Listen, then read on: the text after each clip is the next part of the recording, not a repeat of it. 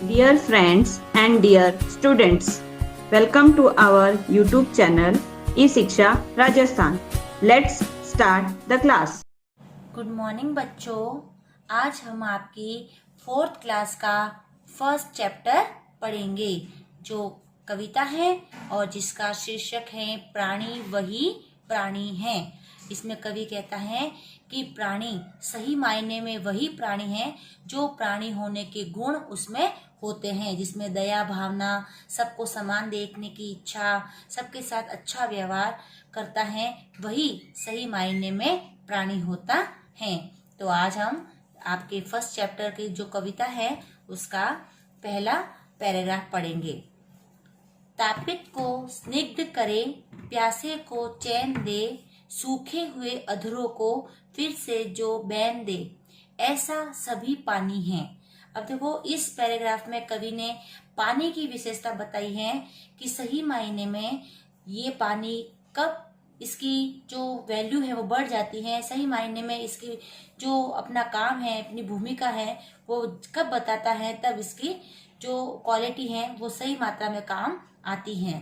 तो जब तापित, तापित का मतलब होता है गर्मी से बेचैन, जो गर्मी से तपता हुआ होता है उसको स्निग्ध करे। स्निग्ध का मतलब होता है ठंडा करे, उसको शीतलता प्रदान करे। तो जब पानी, कोई मनुष्य गर्मी से बेहाल है, बेचैन है, और उसको अगर उस समय शीतल कर दे, उसको ठंडा कर दे, वह वहां पानी की कीमत होती है। फिर प्यासे को चैन दे, कोई व्यक्ति प्यासा है, बहुत देर से उसने पानी नहीं पिया है और एकदम से उसको पानी मिल जाए, उसको चैन दे। चैन का मतलब उसको आराम मिल जाए, तो वहां पर उस पानी को पिलाना उसके लिए ज्यादा अच्छा होता है। फिर सूखे हुए अधरों को, अधर होते हैं होठ, क्या होते हैं? होठ। सूखे हुए, जब पानी नहीं मिलता है, गर्मी में बहुत तेज गर्मी होती है और बहुत देर पानी नहीं मिलने के कारण हमारे जो होठ हैं वो भी सूख जाते हैं। तो जब सूखे हुए होठ हो और उनको वापस, उनको जो कोमलता होती है वापस मिल जाए, तभी ऐसा सभी पानी है। अगर ये सब गुण उस समय हो जाए तो वही सही मात्रा में पानी की कीमत उसी समय होती है। तो इसमें कवि ने क्या बताई है? पानी की कीमत बताई है कि जब कोई गर्मी से बेहाल हो और उसको शीतलता प्रदान करे, किसी प्यासे को आराम प्रदान करे, और किसी व्यक्ति के अगर होठ पूरी तरह सूखे हुए हैं और उसे वापस उसे पानी पिला के उसको नरम ठंडकता प्रदान करे, तभी सही मायने में वो पानी की कीमत है। ऐसा ही वह पानी है। ठीक है, समझ में आया फर्स्ट पैराग्राफ। अब सेकंड पैराग्राफ। सेकंड पैराग्राफ है, लहरों के आने पर काई सा फटे नहीं, रोटी के लालच में तोते सा रटे नहीं, प्राणी वही प्राणी है। इसमें प्राणी, मनुष्य की बात बताई गई है। इसमें बताए थे पानी की विशेषता, इसमें बताई है प्राणी की विशेषता यानी मनुष्य। कब?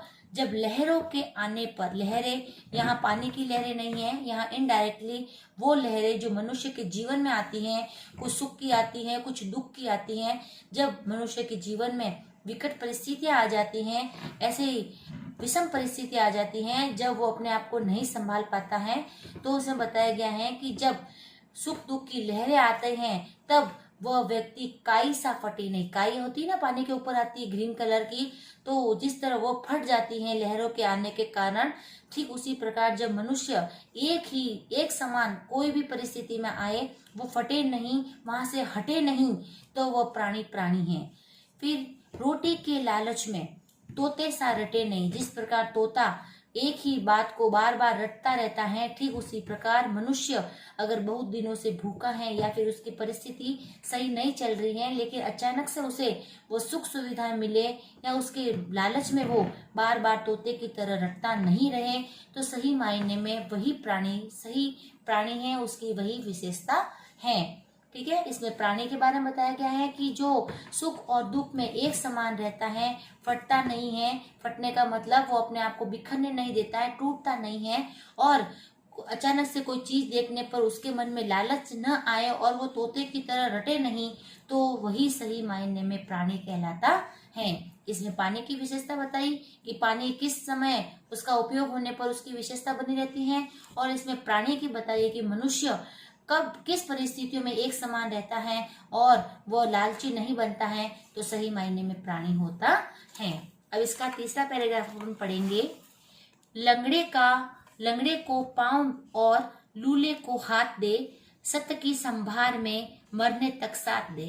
इसमें कहता है कवि कि अगर जो लंगड़ा है, जो चल नहीं सकता, सही मायनों में एक पैर से चलता है, उसको तो पांव मिल जाए, और जो लूला है, जिसके दोनों हाथ में से एक हाथ काम नहीं कर रहा है, उसको हाथ भी दे दे और सच्चे की संभाल में मरने तक साथ दे, वह व्यक्ति सच्चाई की देखभाल में मरने तक उसका साथ दे।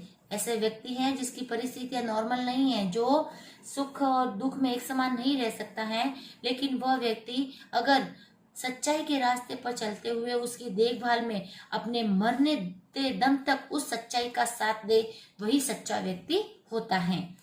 बोले तो हमेशा सच, सच से हटे नहीं, झूठ के डराए से हरगिज डरे नहीं, सचमुच वही सच्चा है। इसमें सच्चे व्यक्ति की पहचान बताई गई है कि जब वो सच्चा व्यक्ति सच्चाई के रास्ते पर चलते हुए उसकी देखभाल में मरने दम तक उसका साथ देता है सच्चाई का, वो कभी उस परिस्थिति से विचलित नहीं होता है, और वो हमेशा बोले तो हमेशा सच ही बोलता है, वो कभी झूठ का साथ नहीं देता। जो व्यक्ति सच्चा होगा ना, वो चाहे कैसी परिस्थिति आएगी, सच के साथ ही खड़ा रहेगा और सच से कभी हटेगा नहीं।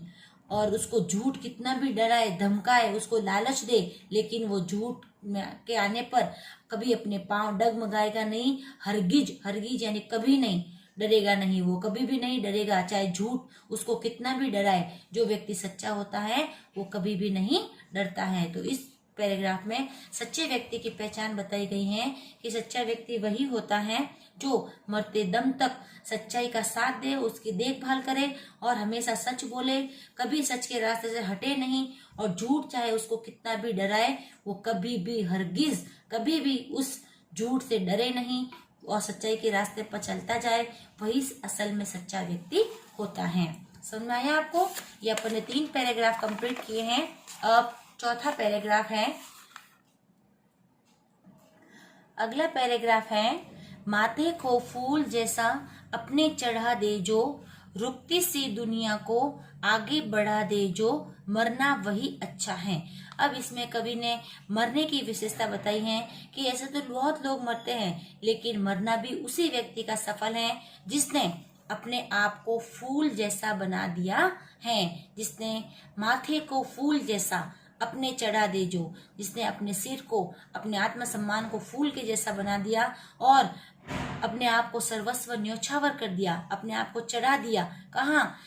अपने देशभक्ति में, अपने देश के बलिदान में, और रुकती सी दुनिया को आगे बढ़ा दे जो दुनिया जहाँ विकसित देश में जो रुक जाती है विकास, उस विकास को उसने आगे बढ़ाया, उसके सफलताओं में उसने साथ दिया है। दुनिया जो रुक रही थी उसने आगे बढ़ाने में हिम्मत की है, और अगर आगे बढ़ाते बढ़ाते वो मर गया तो उसका मरना वही अच्छा है, नहीं तो उसका मरना कोई काम का नहीं है। तो इसमें कवि ने मरने की विशेषता बताई है कि ऐसे तो सब मरते हैं, लेकिन वही व्यक्ति असल में मरता है, या फिर उसका मरना उसी समय अच्छा रहता है, उसी समय उसका काम आता है जब वो अपने आप को फूल की तरह न्योछावर कर दे।